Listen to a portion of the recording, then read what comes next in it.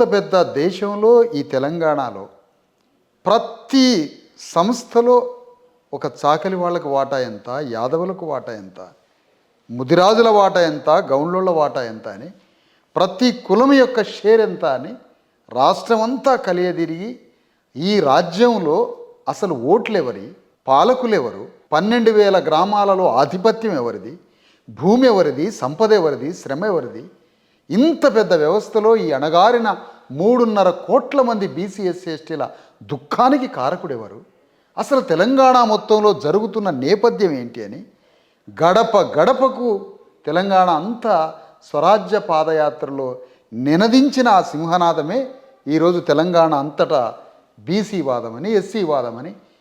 ప్రతి దాంట్లో అణగారిన వర్గాల వాటా ఎంత అని మాట్లాడుకోవడానికి గల కారణం మా స్వరాజ్య పాదయాత్రే దాంట్లో సింహభాగం అని సగర్వంగా చెప్తున్నాం. అంటే మేము సాధించకపోవచ్చు సంపూర్ణంగా, ఇంకా సాధించేదానికన్నా ముందు మాలాంటి వాళ్ళ యొక్క ఈ ధ్వని ఏదైతే ఉందో ఇది ప్రతిధ్వని అయి అందరి మధ్య ఈ చైతన్యం వచ్చి